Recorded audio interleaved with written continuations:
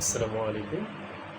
রবিউল 360-এর পক্ষ থেকে আপনাদের সবাইকে আন্তরিক শুভেচ্ছা ও অভিনন্দন। আজকে রোজ শনিবার 16ই আগস্ট 2025। আমি আসছি আপনাদেরকে আজকের এই 16ই আগস্টের যত ইম্পর্টেন্ট নিউজ আছে আমি সেগুলো বলার জন্য। তো অবশ্যই আপনার সাথে থাকবেন আশা করি। আমি কিছুক্ষণের মধ্যেই নিউজগুলো প্রেজেন্টেশন করবো আপনাদের সামনে। ওকে, সাথে থাকুন এবং অগ্রিম সাথে থাকার জন্য অগ্রিম ধন্যবাদ আপনাদের সবাইকে।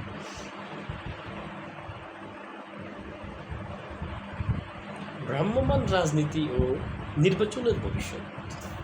দেখুন, আমাদের বাংলাদেশের অভ্যন্তরীণ সরকার ডক্টর মোহাম্মদ ইউনূস স্যার, উনি ওনার যে একটা অ্যাবিলিটি দিয়ে দেশটা কিন্তু এই নানান চরম পর্যায়ে থাকা দেশটা একটু করে এগিয়ে নিচ্ছে।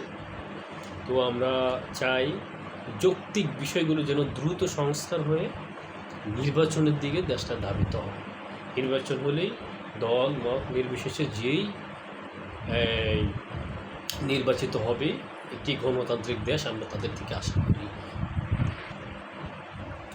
দেখুন, ভ্রাম্যমাণ রাজনীতি ও নির্বাচনের ভবিষ্যৎ।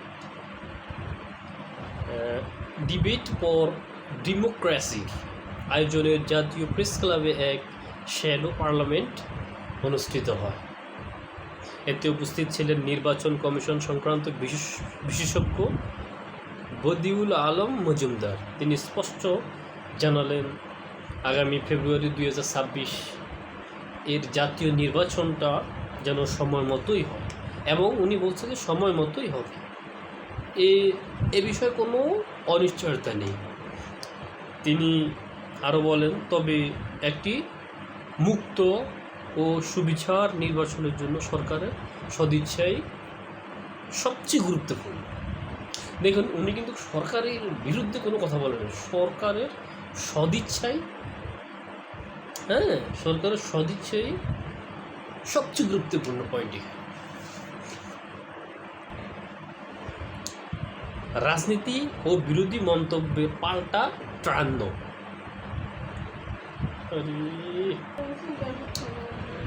আরেকদিকে বিএনপির সিনিয়র যুগ্ম সাধারণ সম্পাদক রুহুল কবির রিজভী বলেন, জামায়াতে ইসলামী দেশকে একদলীয় রাষ্ট্রের পরিণত করার ষড়যন্ত্র করছে।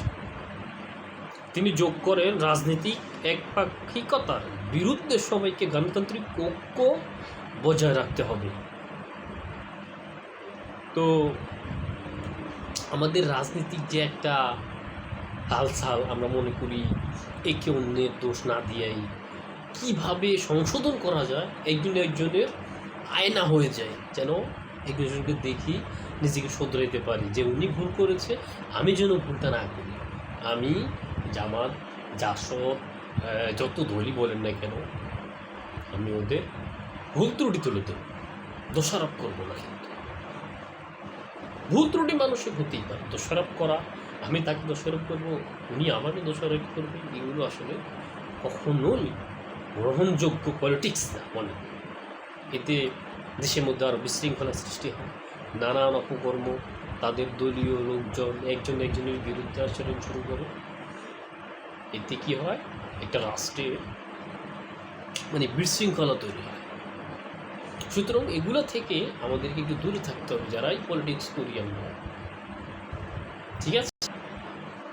চাল আমদানিতে রেহাই, ভারতীয় বাজারে দাম চড়ছে। দেখুন, আমাদের তৃতীয় খবরটি, বাংলাদেশের 5 লাখ টন চাল শুল্কমুক্ত আমদানির সিদ্ধান্ত নেওয়ায় ভারতের বাজারে চালের দাম মাত্র 2 দিনে প্রায় 14% বেড়েছে। ভারতীয় ব্যবসায়ীরা দ্রুত চাল রপ্তানি শুরু করেছে। দেখুন, আমাদের দেশে কিন্তু লক্ষ লক্ষ হেক্টর জমি পড়ে আছে, কিন্তু চাষ করবার মতো ওরকম লোক নেই। সুতরাং আমরা কেন আমদানি করব, রপ্তানি করব?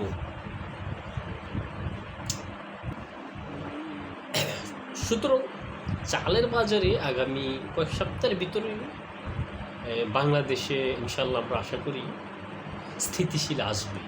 যতটুকু দাম বেড়েছে অবশ্যই তা কমবে এবং তা মানুষের নাগালের ভিতরেই থাকবে আশা করি ইনশাল্লাহ। আমাদের যে দেশ ইনশাল্লাহ আমরা সুখী সমৃদ্ধ একটা দেশ বলতেই পারেন আপনারা। আমরা যদি একে অন্যকে সাহায্য করি ইনশাল্লাহ আমরা সবাই মিলে দেশটাকে এগিয়ে নিয়ে যেতে পারি।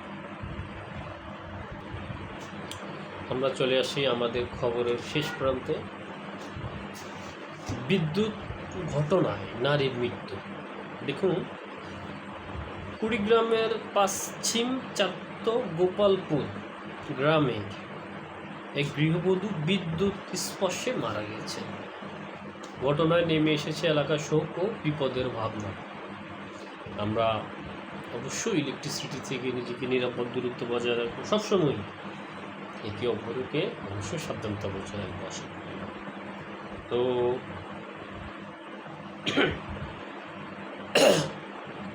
আমাদের চ্যানেলটিকে অবশ্যই সাবস্ক্রাইব করবেন।